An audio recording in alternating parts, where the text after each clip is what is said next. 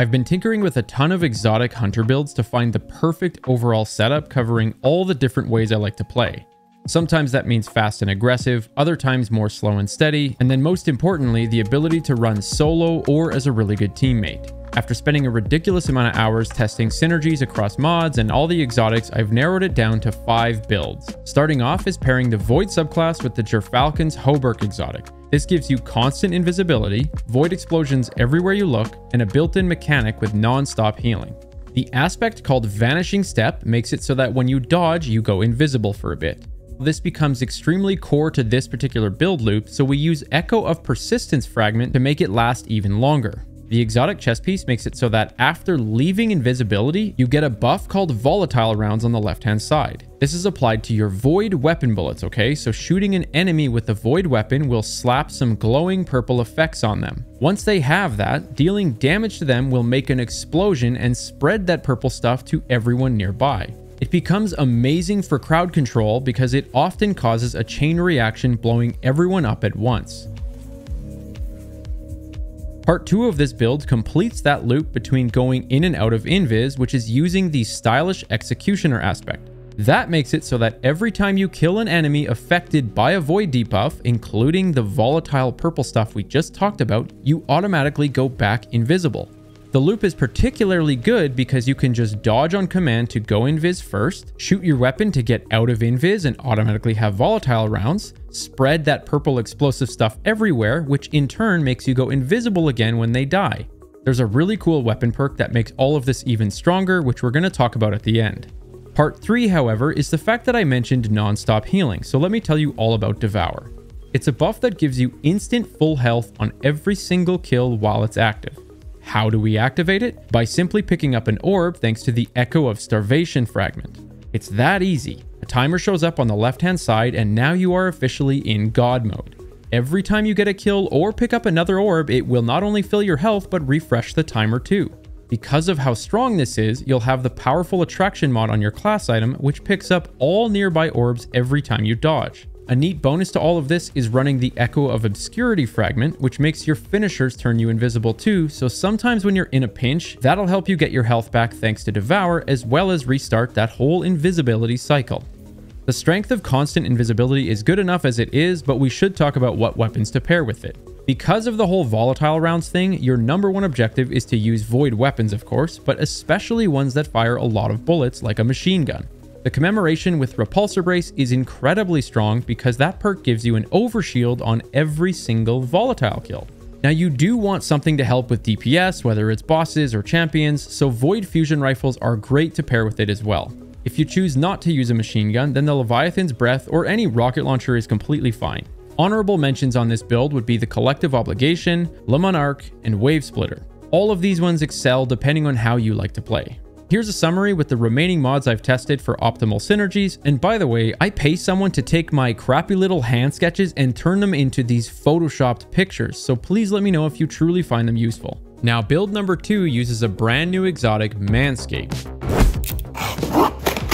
The new Lawnmower 5.0 Ultra is a trimmer for the land down under, and it comes with a new attachable foil blade, which believe me is even better. I've had their last one for about 2 years now, and I love it for 3 core reasons. First is just how good it prevents nicking yourself. It hasn't happened to me once in the 2 years I've used it, and I'm not even careful anymore. Second though is that it's fully waterproof. Being able to trim in the shower and wash it right after is really huge for me. Number 3 is the LED light. One of those things you don't realize you need until you have it. The new 5.0 version has a wider blade, more guard lengths, 2 different LED colors for varying skin tones, and then the biggest of them all is that foil attachment. Basically, after you're done shaving with the regular blade, you just pop it off and slap on the new foil one. That thing will get you right down to the skin, like I'm talking that back and forth smooth feeling. I was pretty surprised. Go to manscaped.com, I recommend the perfect package bundle and get 20% off with my code CASTLECONTENT, free international shipping, and a free shaving kit with boxers.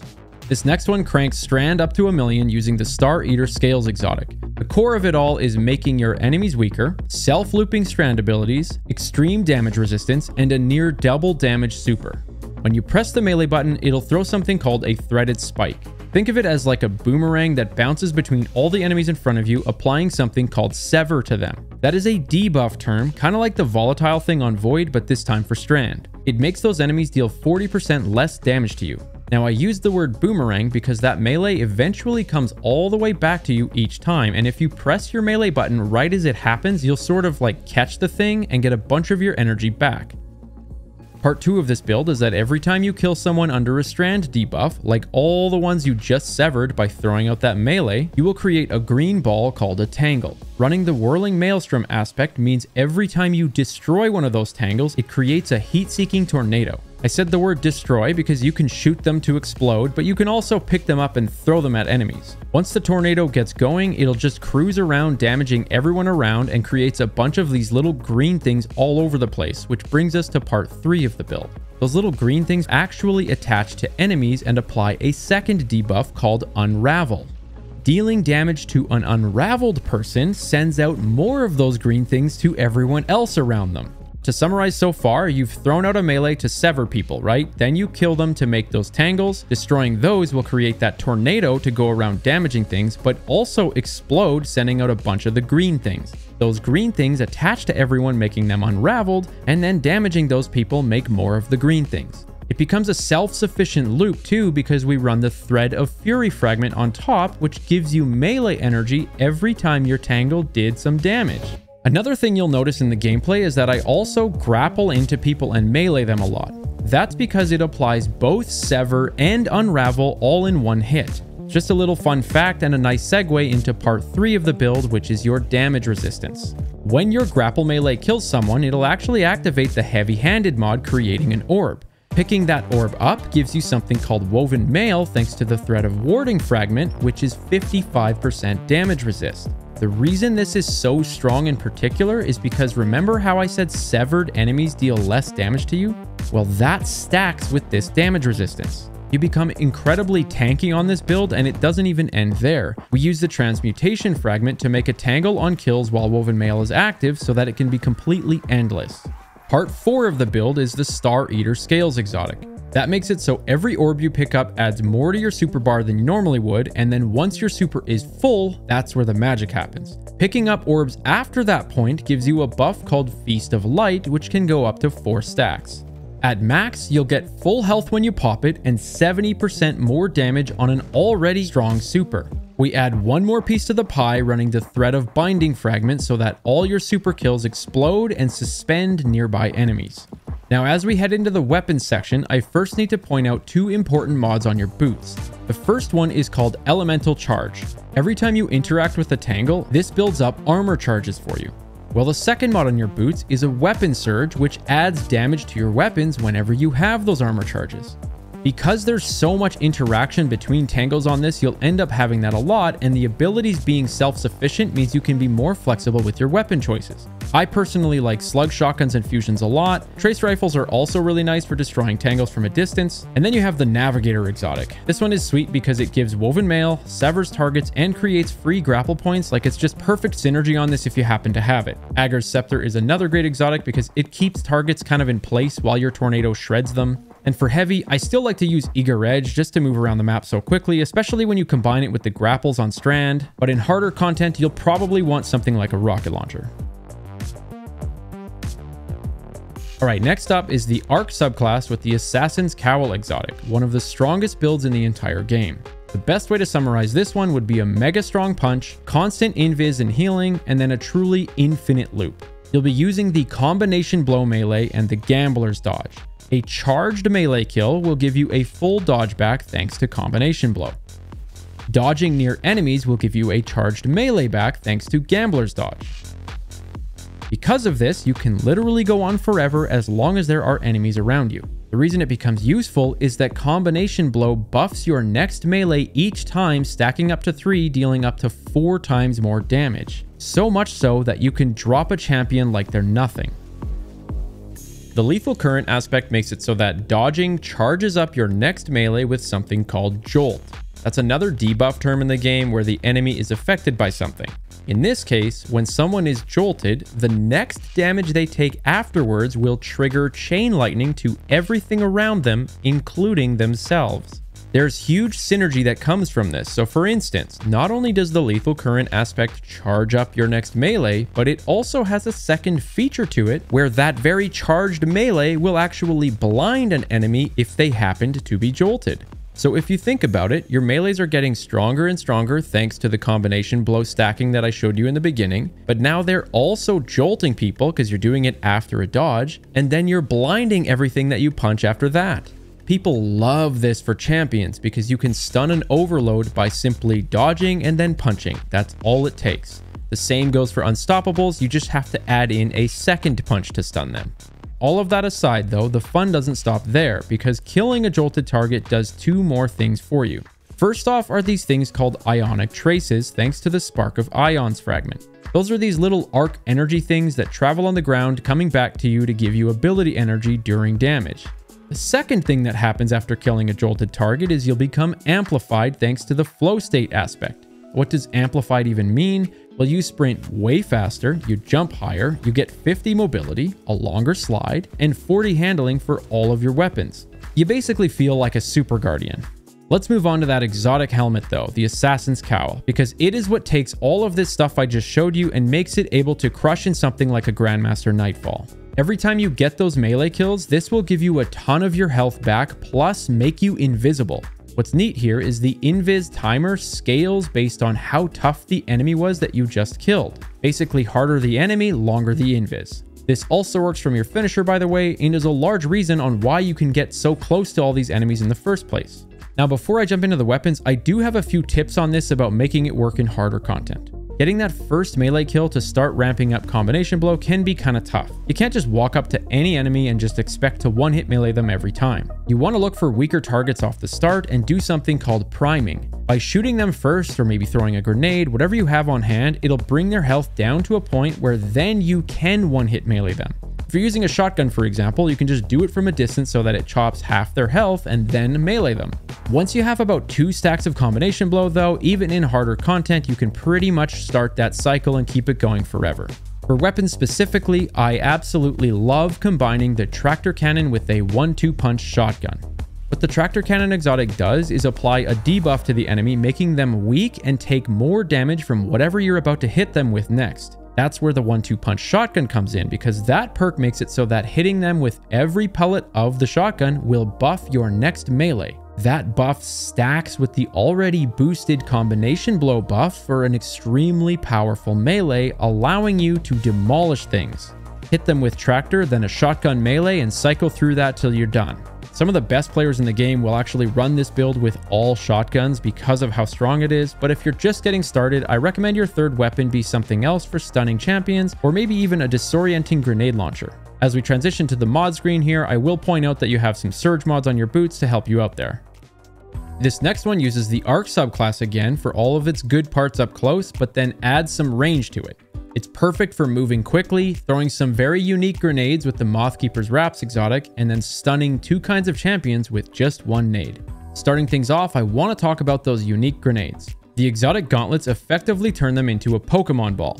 When you throw your grenade, 2 moths are released at once. If you throw it near an enemy, they'll be arc moths, hitting them for huge damage and blinding. But then if you throw it near yourself or a teammate, they'll actually be void moths that then track to you guys and give an overshield.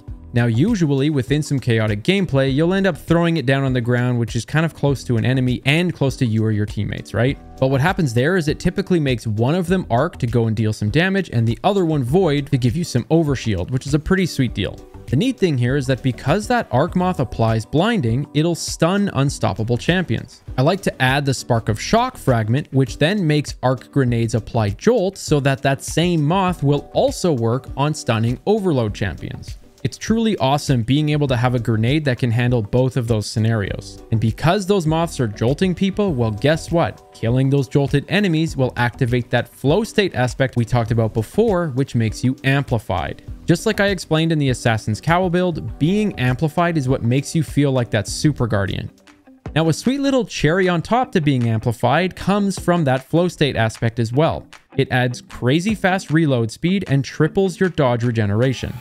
Now, with the aspects and fragments chosen for this build, while you're amplified, you'll be making a ton of orbs on multi-kills thanks to Spark of Amplitude. Not only that, but your arc special weapon kills will create these blinding explosions thanks to Spark of Beacons.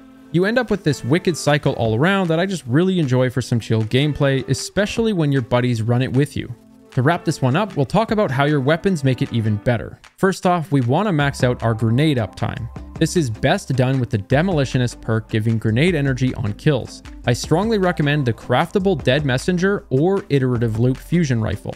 Because they're craftable, you can specifically go for that perk, and they're both arc, so for anyone new to Dead Messenger, just remember if you hold the reload button down, that'll convert it from that default purple void over to the blue arc.